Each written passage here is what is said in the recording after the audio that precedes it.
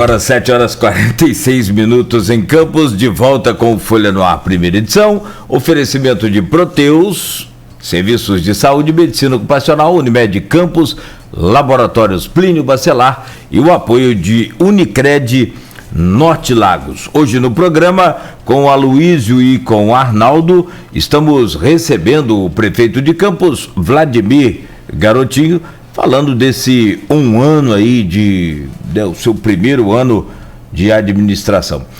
E como a gente já anunciou aqui, já fez algumas perguntas lá do grupo de WhatsApp deste programa e do blog Opiniões, tem uma aqui, o prefeito, que vem do William Passos, que é geógrafo com especialização em estatística e desenvolvimento regional. Ele diz aqui: prezado Vladimir, Campos é um município numa região em metropolização, conforme venho comprovando na minha pesquisa de tese de doutorado desenvolvida no IPUR, UFRJ. Municípios em metropolização solucionam problemas de mobilidade urbana, entre outras alternativas, com linhas de ônibus integrando bairros diferentes, sem necessariamente passar pelo centro, com os corredores exclusivos para ônibus para dar maior fluidez ao trânsito, com integração física e tarifária, permitindo ao usuário usar mais de uma linha pagando a mesma passagem e com incentivo também à mobilidade a pé e por bicicleta. É possível viabilizar isso em Campos, garantindo ao município um salto de modernização, Vladimir? Olha, a pergunta dele, ela vem de encontro ao maior desafio atual e também ao maior desafio futuro de Campos. O maior desafio atual é o transporte público. Campos tem um problema, e eu diria que talvez seja o problema mais complexo de ser enfrentado, por parte da municipalidade, que é relativo ao transporte. Inclusive hoje nós amanhecemos com um grande problema, porque ontem teve uma decisão judicial, do Dr. Heron, decisão judicial não é pedido, é decisão, se cumpre, determinando que as vans deixem de circular e que elas sejam descaracterizadas, inclusive, o que está gerando desde ontem uma série de ruídos. Hoje pela manhã já está tendo a paralisação, que a paralisação foi determinada a partir de segunda-feira, mas já tem van parando hoje. Com certeza teremos barulho na cidade, manifestações, enfim, mas foi uma decisão judicial de ontem do Dr. Heron.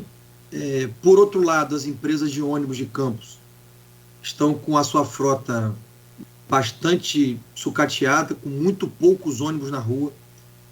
Eles alegam, obviamente, passagem defasada, o valor da passagem, e os custos operacionais todos dolarizados. O diesel esse ano subiu mais de 50%. Então, é uma realidade que não tem fácil solução, porque Campos tem 4.000 quilômetros quadrados. Campos é o 5º maior município em extensão territorial do Brasil. Não é uma equação fácil da gente fechar. Tanto que, se você buscar os meus pronunciamentos durante a campanha, eu dizia duas coisas basicamente sobre o transporte.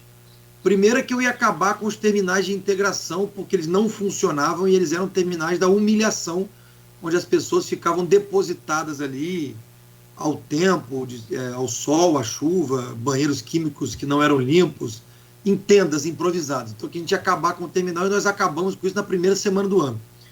E a segunda coisa, basicamente, que eu dizia, é que precisava haver o entendimento e que todas as pessoas envolvidas no setor de transporte buscassem uma solução para o transporte de Campos. E eu tentei isso ao longo desse primeiro ano. Eu tive reuniões tanto individuais quanto coletivas com permissionários de van, com empresários de ônibus, mas a conversa não avança, porque não existe compatibilidade de interesses, entre os dois modais. É uma situação bem difícil de se resolver. Eu, inclusive, estou, a partir do próximo ano, lançando oficialmente o Conselho da Cidade, que a gente vai, um conselho consultivo, onde a gente vai, com a sociedade civil e com especialistas, debater vários assuntos da nossa cidade. E o primeiro tema desse Conselho da Cidade que eu vou levar é exatamente sobre o transporte público, porque é uma situação urgente, né, que está latente todos os dias para aquelas pessoas que precisam pegar o transporte para trabalhar, que precisam visitar alguma pessoa, estão com muita dificuldade. Então é um problema a ser enfrentado. Sobre a questão da mobilidade, também temos problemas nos dias de hoje, mas ela é uma preocupação que ela deve ser não só do agora, mas do futuro. Com o advento do Porto do Açu, bem aqui do nosso lado, eu tenho um estudo da Firjan e do DENIT, do próprio Porto do Açu, que a partir de 2023 nós teremos um fluxo de mais de 1.500 caminhões por dia em direção ao Porto do Açu, por dia. Você imagina isso tudo passando dentro do município de Campos. É um caos completo, né? É um caos absoluto.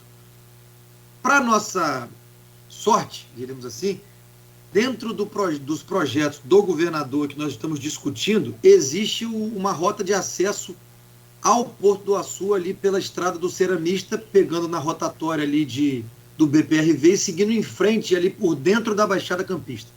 O que não vai atrapalhar o trânsito da BR-356 para quem vai para São João da Barra e vai tirar o tráfego de caminhões de dentro do município de Campos. A obra já está, inclusive, para quem quiser entrar no portal de investimentos do governo do estado, que é o chamado Pacto RJ, que é o portal onde informa as obras que já foram aprovadas e que estão com orçamento empenhado. Essa é uma delas. É uma obra que, segundo o governo do estado, vai custar em torno de 400 milhões de reais. Uma obra muito grande, muito vultuosa e muito importante. O projeto foi feito pelo próprio Porto do Açu como uma rota alternativa de carga para poder chegar no porto. Então, o transporte, respondendo a pergunta do William, o transporte é uma situação urgente, emergente, que nós temos problema todos os dias com ele, mas que não tem fácil solução e será levado à pauta logo no início do ano no Conselho da Cidade, para que todos nós possamos encontrar um caminho, porque é muito ruim quando o poder público impõe um tipo de modelo, né? Isso foi imposto no governo Rafael, pelo Quintanilha, à época no IMTT, foi imposto um modelo que não funcionava, que não foi debatido, que não foi discutido com ninguém, o que causou muitos transtornos para a população de Campos. Então nós vamos levar o conselho, que vai ser criado agora no início do próximo ano, para que a gente possa debater isso junto. Inclusive vamos convidar pessoas da sociedade civil, especialistas, para fazer explanações e dar opiniões. E se for necessário, decidido no conselho, a Prefeitura de Campos vai contratar uma empresa especializada para fazer um estudo do que é mais viável para a nossa realidade, porque dizer que funciona em outro município não é o correto para um município com as características que Campos tem. Como eu disse, Campos tem 4.000 quilômetros quadrados, é a quinta maior cidade de extensão territorial do Brasil e por isso tem a sua peculiaridade. Eu ouvi de mais de um empresário de ônibus, se eu ouvi pessoalmente, textualmente, de que nunca mais, e eu disse a ele que nunca mais era muito tempo, que ele não deveria usar dessa forma, que nunca mais os ônibus iriam para um raio de distância, atendendo um raio de distância maior do que 15 quilômetros do centro. Eu ouvi isso deles. Eu falei, olha, ouvir isso de vocês é muito ruim, porque a gente quer buscar solução, né? Mas foi o que eu ouvi. Ouvi também de um outro empresário de ônibus, de que a empresa dele é deficitária, que não dá lucro, e que ele tem que tirar de outro negócio dele para poder colocar na empresa dele, querendo culpar a prefeitura por isso. Eu falei, olha, você não pode culpar a prefeitura por isso, porque a única solução que você está me dando é aumento de passagem. Ele me deu um estudo que a passagem em Campos deveria aumentar para em torno de R$ 5,20. Eu não tenho como aumentar a passagem de R$ 2,75 para R$ 5,20. Eu vou matar a população que não vai ter condição de pagar.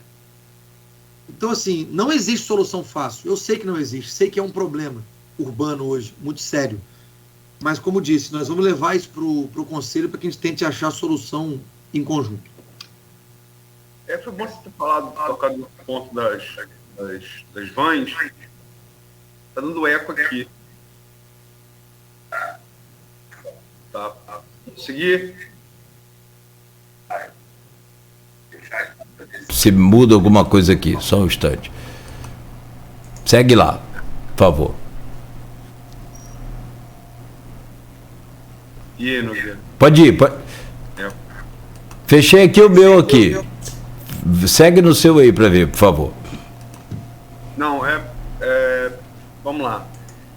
Foi bom tocar no assunto das vans. Tem várias interações aqui dos ouvintes, telespectadores pelo stream, falando de vans, sobretudo em Morro do Coco, da falta de vans. Então, pelo que você disse, é uma decisão do juiz Heron, né? Eu queria que você explicasse por quê, em que essa decisão se baseia, quem entrou com a ação.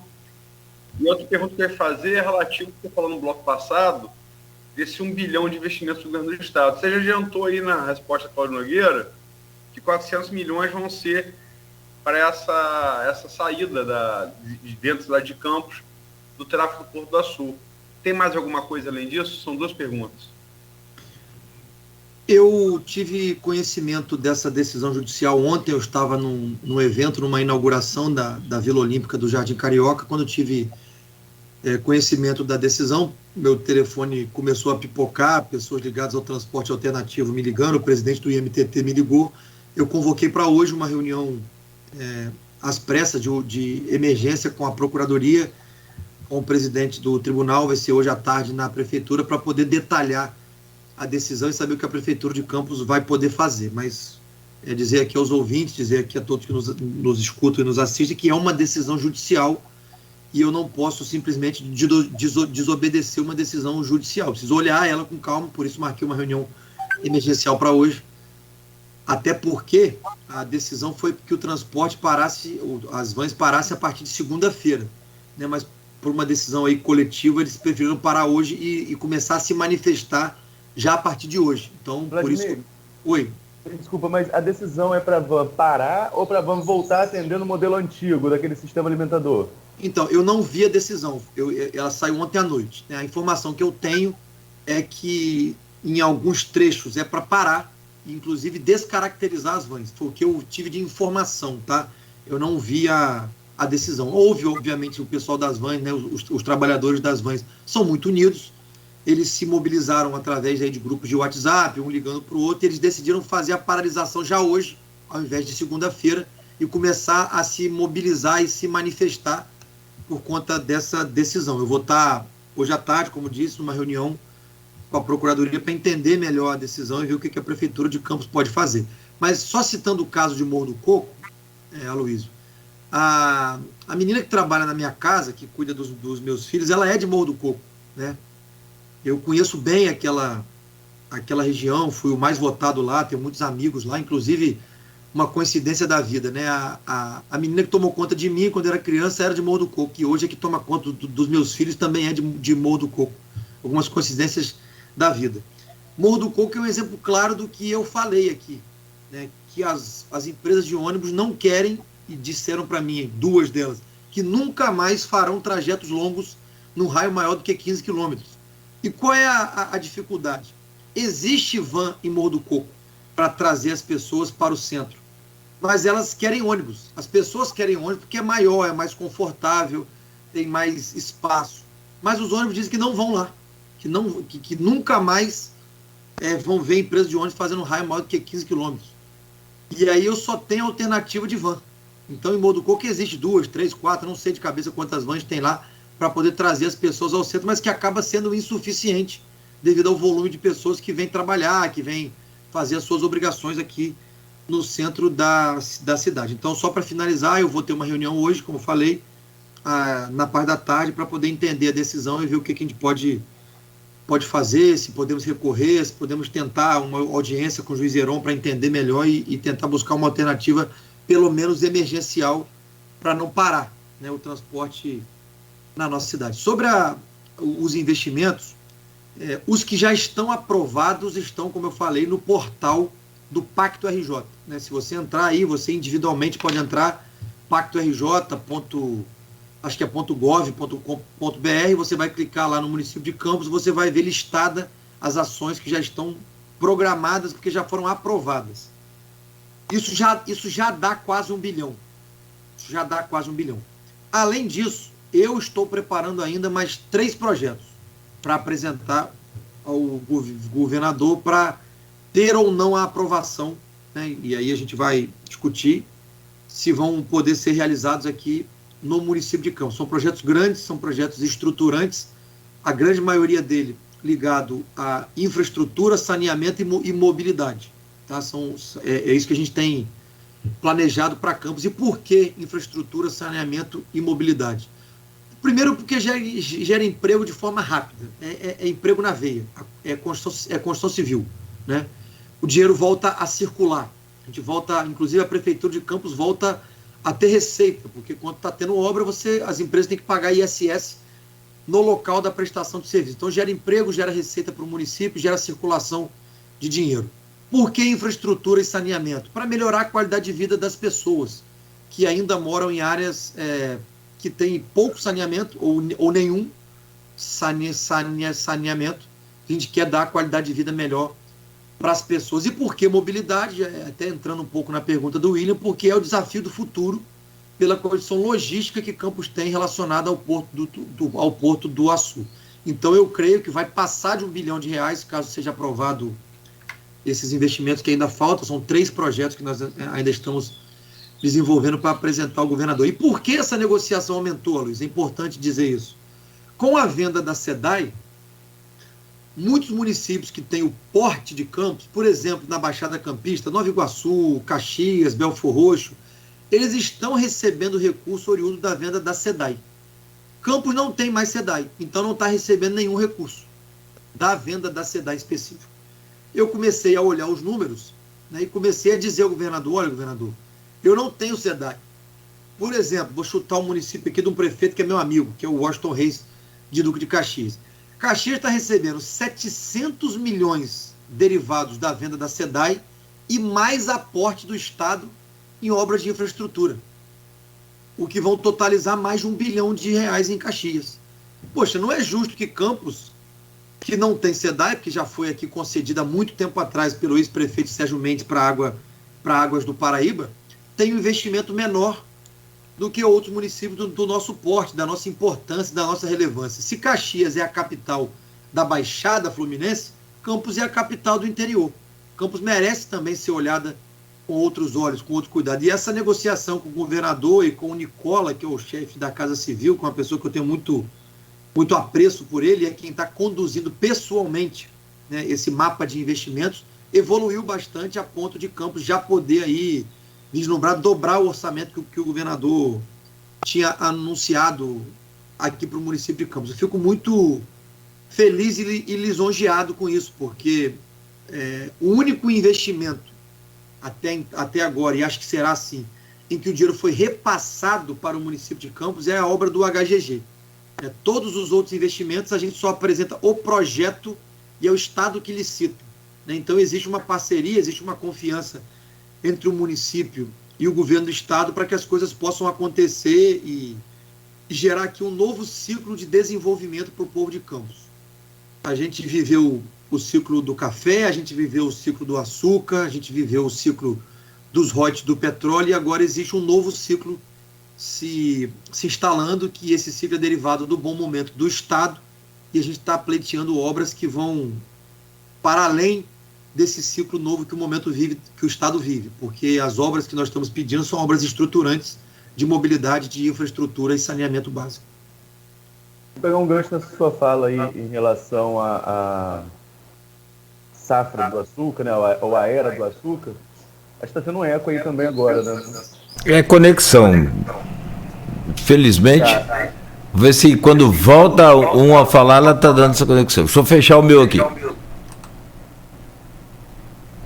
Enfim, Vladimir, então a gente está falando sobre essa questão de retomada dos setores, sobretudo da agropecuária. Você foi a questão da cana-de-açúcar, né? E a safra realmente foi um pouco melhor do que as anteriores. Muito melhor, na verdade. Foi um ano de chuva regular para o setor. Todos os empresários do setor eles falam sobre isso, né? Sobre a chuva regular.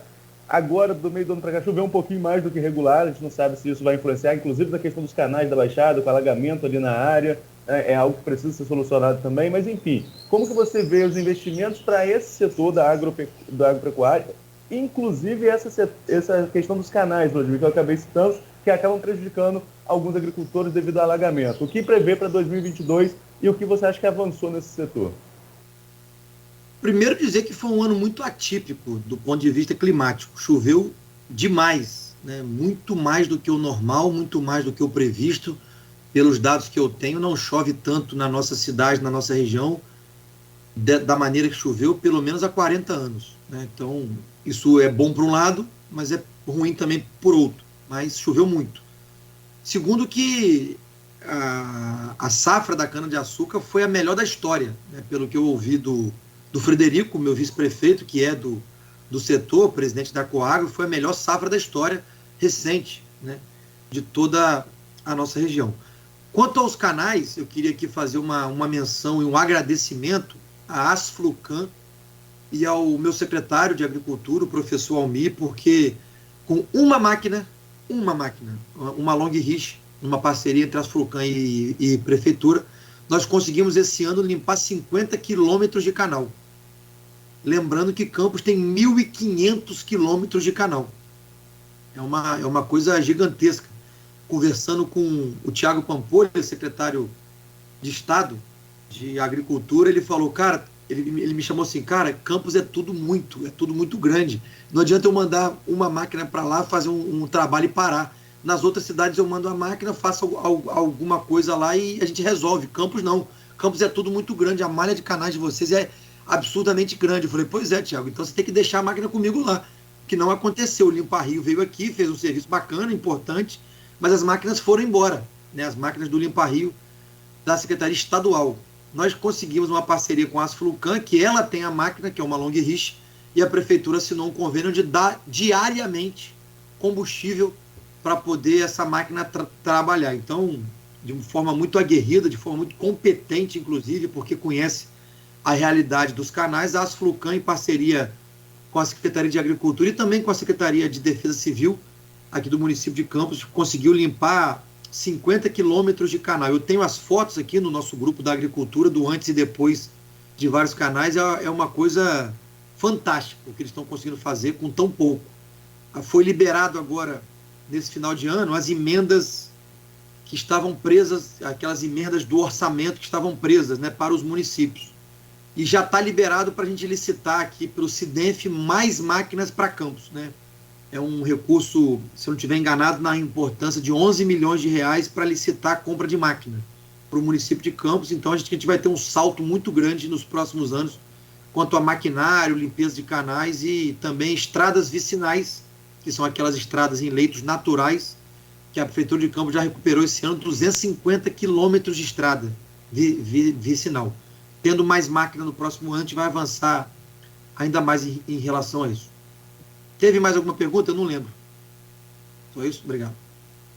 Vladimir, eu escrevi antes um pouco do primeiro turno e um pouco depois que uma das explicações para a votação muito baixa de Rafael no primeiro turno tinha sido... Eu ouvi isso de várias pessoas. Quem saiu, pegou o carro para ir ao local de votação para votar em Rafael, caiu um buraco, desistiu de votar nele ali, né?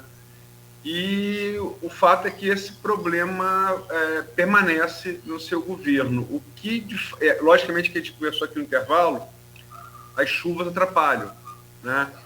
Mas o que de concreto está sendo feito? Você falou lá atrás, uma usina de asfalto, o que de concreto está sendo feito para sanar esse problema? Porque realmente acho que não tem rua em Campos hoje que não padeça desse problema. Aloysio, a usina de asfalto da Prefeitura está funcionando e está tapando buraco, né? É uma usina de asfalto a frio, que não é o ideal, mas que ajuda e faz um paliativo em alguns momentos, quando a Prefeitura não tem condição de caixa de fazer recapeamento de asfalto a quente, que é muito mais caro, né? Eu posso pedir, se for o caso, mas acredito que o seu pessoal da redação tenha. A Prefeitura de Campos hoje tem 10 equipes na rua tapando buraco todos os dias. Todos os dias, são 10 equipes. Só que, infelizmente, é muito buraco. O pavimento da cidade é um pavimento antigo. Rafael não fez nenhum recapeamento em 4 anos. Então, o asfalto se deteriorou, o pavimento se deteriorou e existe uma condição ainda muito ruim, né, do município de Campos em relação a isso, mas repito, nós tapamos buracos todos os dias. Eu, inclusive, ouvi de um amigo empresário que mora aqui na região do Parque Tamandaré que ele, pelo menos hoje, vê a prefeitura tapando buraco. Sabe que tem muito, e tem muito mesmo. É uma coisa que me incomoda pessoalmente, inclusive, mas que pelo menos ele vê a prefeitura tapando. Antigamente não tinha nada. Tinha um buraco, tinha o pavimento antigo e não se tapava. Não tinha, você não via a prefeitura trabalhando para poder tapar buraco. Inclusive hoje, aliás, desde ontem, nós estamos tapando os buracos da estrada de Santa Cruz a Lagoa de Cima, que é um pedido antigo, né? Porque eu nunca vi daquilo. A estrada tem 16 ou 17 quilômetros. Toda a extensão da estrada, toda, estava completamente esburacada. Completamente. Nós estamos já há 2 dias fazendo a operação tapa-buracos lá. É um trabalho contínuo, né? Não vai resolver rápido, mas qual é a boa notícia? É que dentre os projetos que foram mandados, já aprovados e apresentados, nós temos lá com o secretário de Infraestrutura do Estado, Max Lemos, um grande projeto de recapeamento principalmente de toda a área central do município de Campos. A princípio seriam 50 milhões de reais para fazer esse investimento, mas já aumentou, já tem 70 milhões de reais. A gente conseguiu um pouco mais através do deputado Bruno Dauaire, que teve uma cota que ele conseguiu de 20 milhões de reais, e ele acrescentou os 50 que eu já tinha conseguido com o governador Cláudio Castro, que o processo já está lá, está em fase de instrução processual, de montagem de edital, para poder licitar, né? Então a gente vai ter o recapeamento praticamente de todas as ruas da área central de Campos no próximo ano, nessa parceria Prefeitura-Governo do Estado do Rio de Janeiro. Por que eu não fiz o recapeamento? Porque não é possível pela realidade de caixa da Prefeitura. O recapeamento é caro, Luiz. Né? Colocar aquele pretinho na rua, como diz na gíria popular, o pretinho novinho, é caro. Então a gente está fazendo o paliativo de tapar buraco, mas temos essa boa notícia da parceria com o governador para poder fazer esse recapeamento da área central. Só eu queria discordar um pouco de você, que foi esse o motivo que não levou as pessoas a votarem em Rafael. Acho que tiveram muitos outros motivos. Esse pode ter sido aquele cara que ainda tinha uma amizade pessoal com ele e que saiu de casa até decidido a votar nele pela amizade pessoal, mas o carro bateu no buraco e aí ele desistiu. Mas, na verdade, tiveram muitos motivos para o campista não dar novamente o voto de confiança no Rafael. Não, eu escrevi na época e me referi como uma gota d'água, realmente, né? De fato, a gente só não foi bem avaliado. Isso é um fato. Bom, deixa eu colocar um outro tema também aqui, Vladimir, e aí eu gostaria que você explicasse de uma forma bem ampla sobre iluminação pública. Claro, só porque meu WhatsApp tocou aqui, estão me lembrando que além desse recurso, né, de asfalto que o governador vai fazer aqui através do secretário Max, está marcada a licitação, não sei se vocês vão recordar, em dezembro de 2020, eu já tinha ganhado a eleição de prefeito, mas não tinha tomado posse. O senador Carlos Portinho destinou uma emenda de 8 milhões para Campos, para asfalto. Depois de muita burocracia junto à Caixa Econômica Federal, conseguimos destravar o projeto e a licitação foi marcada para o dia 18 de janeiro, tá? Desses 8 milhões do senador Carlos Portinho. 18 de janeiro agora, do próximo ano. Então a licitação desses 8 milhões já foi marcada, porque muita gente, quando me cobra na rua... Você gravou um vídeo. Você gravou do vídeo que eu fiz. Mas o senador te deu dinheiro e você não está tapando o buraco. Mas não é assim, ele dá o dinheiro e o dinheiro efetivamente efetivar, né, demorou 1 ano, né, para conseguir marcar a licitação por causa de trâmite burocrático na Caixa Econômica Federal. A licitação está marcada para o dia 18 de janeiro, se não houver nenhum imprevisto, nenhuma impugnação, nenhum recurso, enfim. A gente vai ter a licitação aí no dia 18. Tá, perfeito. Bom, iluminação pública é um outro problema também que você está enfrentando, porém nós, consumidores, estamos pagando, né, em dia as nossas tarifas ali de iluminação pública. Como é que está a situação dessa pasta? Como é que está o atendimento? Para onde está indo esse dinheiro que a prefeitura recebe? Ele está sendo guardado para ser reinvestido, para ser investido? Como é que está todo esse processo de iluminação pública e quando que isso será definitivamente então resolvido? Primeiro dizer que a contribuição que o cidadão paga, ela é única e exclusivamente para pagamento de energia pública, né? Então ele não pode ser gastado com outra finalidade. Segundo, é bom a gente lembrar, né, relembrar como nós encontramos o parque de iluminação pública. O campus tem cerca de 60 mil pontos de iluminação pública, que eu digo de poste de rua. Nós encontramos com 15 mil apagados. É a média que a gente tem lá da nossa secretaria da Campus Luz. Ou seja, mais de 20% do nosso parque de iluminação pública apagado. A gente teve um problema na licitação da manutenção da iluminação pública. Houve um recurso no nosso edital que, graças a Deus, foi solucionado. O Tribunal de Contas liberou. Houve a licitação agora, no dia 6 de dezembro.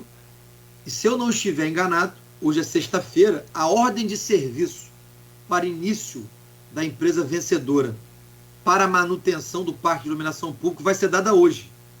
A licitação foi no dia 6, a ordem de serviço vai ser dada hoje. Quando a gente fala que a ordem de serviço vai ser dada hoje, vai resolver o problema amanhã? Não, né? A gente vai dar a ordem de serviço hoje, só que a gente tem aí um cálculo de 15 mil pontos apagados, mas o que nós vamos fazer vai ser um mutirão, né? Eu já entrei em contato com o nosso secretário, entrei em contato com a empresa que venceu a licitação, e nós vamos trabalhar, inclusive, em trabalho noturno. Vamos fazer uma escala dividida para trabalho diurno e trabalho noturno, para poder fazer um mutirão e começar a trocar a iluminação pública, porque é bom a gente sempre diferenciar a implantação de lâmpadas de LED, que o município já implantou mais de 6 mil pontos esse ano. Foram 6 mil pontos de LED desde que o contrato foi assinado, se não me engano, foi em maio. Então nós temos 7 meses de contrato, implementamos mais de 6 mil pontos de LED, ou seja, praticamente 1.000 pontos por mês de LED implementados no município. Esse é um contrato de implantação de lâmpadas de LED, de eficientização do parque de iluminação pública. E o outro contrato é um contrato de manutenção do parque existente daquela lâmpada comum. E esse contrato de manutenção é que tinha dado problema e demorou para licitar, né? Já foi licitado no dia 6, e a ordem de serviço, se eu não estiver enganado, vai ser assinada hoje. E nós vamos fazer um mutirão para poder acelerar. A gente sabe do problema, eu tenho muitos amigos que me pedem, que me ligam, vereadores que me ligam, pessoas que me marcam na rede social, que me param na rua pedindo isso. É um problema, mas que tem solução próxima, né? Já que a empresa já foi licitada, a gente vai fazer aí mutirão para poder diminuir essa quantidade de lâmpadas apagadas. Assim, é importante que se diga que 15 mil pontos queimados, se a gente fizer uma média, né, de ter, e é a nossa ideia, 8 caminhões na rua, trabalhando nessa nova empresa que ganhou a licitação, cada caminhão consegue trocar de lâmpada uma média de 100 lâmpadas dia, lâmpadas de vapor de sódio, essa lâmpada comum. Então nós estaremos falando de 800 lâmpadas por dia, trocando, né, com 8 caminhões trabalhando. Só que ao tempo que você vai trocando uma, outras também vão apagando. Então, assim, é um trabalho contínuo, por isso é um contrato de manutenção, né? Mas a gente tem agora a perspectiva com o contrato assinado que esse serviço melhore bastante. Tem uma pergunta aqui para encerrar esse bloco. Não sei que Arnaldo Turóvio ou Nogueira queiram fazer outra pergunta. Tem várias perguntas aqui no streaming. Uma de grafistas relativa às vans aí de Morro do Coco, também para travessão também, reclamação. Aí tem uma pergunta aqui do Sávio Gomes no grupo, é radialista, jornalista e psicólogo. Prefeito, a conservação da praça do conjunto Roberto de Araújo Cruz, ao lado do Horto Municipal, tinha uma conservação exemplar no governo anterior. Na sua gestão, o mato toma conta de tudo, o capim crescendo com força dos paralelepípedos, além de falhas de iluminação noturna que você falou aí agora, né? Todo o bairro parece abandonado. Vai ser assim até o final da sua gestão? Sávio. Como é o nome do Sávio? Sávio Gomes. Sávio, é estranho a sua afirmação de que essa praça tinha uma manutenção exemplar, visto que quando nós assumimos a prefeitura, a equipe da Vital era de apenas 30 homens. Hoje ela já está em mais de 150. Era 30 homens para a cidade inteira. só se a Vital disponibilizava um homem para ficar aí o tempo inteiro, porque eu não acredito, né? Mas vou pedir para olhar especificamente essa praça, né? E posso aqui depois passar para o Aloysio, para o Arnaldo, para o Cláudio uma programação de limpeza dela, mas vou aqui afirmar a você, só se existia uma pessoa só para essa praça, porque a Vital só tinha 30 homens trabalhando quando eu assumi, hoje tem mais de 150, e a nossa previsão é de que em março a gente aumente ainda mais a equipe da Vital, porque o serviço melhorou bastante, mas ainda pode melhorar mais, não está como nós gostaríamos que estivesse, mas não estou aqui dizendo que você não está falando a verdade, até porque eu não conheço a realidade, não estou vendo, né? Mas só posso te afirmar isso, que só eram 30 homens para a cidade inteira de Campos. Quando a gente assumiu, por isso o serviço era muito ruim. Hoje a gente já tem 5 vezes mais do que isso. Se puder encaixar uma ainda sobre infraestrutura, eu queria falar, Vladimir, sobre a questão do Parque Saraiva, que vem se arrastando desde o governo Rosinha e a previsão de obra em parceria com o Estado, mas existe um outro pacote de obras para outras regiões e que esse parece que teve algum entrave no TCE. Em que pé está isso? A perspectiva dessas obras aconteçam no próximo ano? Já tinham 5 licitações marcadas para Campos, né? Primeira do Parque Saraiva, que já está em andamento, já teve a fase de habilitação de empresas e acho que deve estar abrindo fase de lance agora. Essa licitação está ocorrendo normal. Né? Tem a obra também da Vila dos Pescadores, no Farol de Santo Tomé, que também não teve nenhum problema e a licitação está com data marcada. Né? Se eu não estiver enganado, para o dia 30 de dezembro. A princípio era dia 23, depois houve lá um acerto, um ajuste de data, está marcada para o dia 30 de dezembro. Não houve problemas com essa obra. Outras 3 obras tiveram questionamentos do Tribunal de Contas relativos ao edital, né? E ao orçamento da rua. Das ruas, né? dos bairros. O que coube à Prefeitura dar de subsídio à Secretaria Estadual das Cidades, nós já demos, já encaminhamos as respostas e a Secretaria das Cidades está respondendo ao Tribunal os questionamentos para poder marcar uma nova data de licitação. Eu posso garantir a população desses bairros que a obra vai sair, mas como é um trâmite burocrático normal, tanto a Prefeitura quanto a Secretaria Estadual está respondendo os apontamentos feitos pelo Tribunal de Contas para poder marcar uma nova data. Bom, são 8h23, o Vladimir, eu vou pedir licença a você rapidamente para a gente fazer um novo intervalo e voltar com o fechamento desse programa, falando ainda mais, fazendo uma projeção a 2022. Eu me lembro, Aloysio, 30 de novembro, nós conversamos aqui com o Edivar Chagas, o Edivar Júnior, presidente da CDL, e uma das coisas que ele cobrou foi assim, ele até citou Zezé Barbosa, na época que ele, né, pintava os meios-fios da cidade, aquela coisa toda. Mas também estão pintando. Sim, e justamente que ele pedia isso. Um dos anseios dele é manutenção dessas praças, das vias, essa coisa toda, que a gente passou por essa dificuldade que você falou aí de 30 homens só, né? Só estou lembrando aqui que ele é o representante do setor produtivo. Assim, na época do governo Rosinha, a Vital Engenharia, ela chegou a ter 400 homens trabalhando. 400.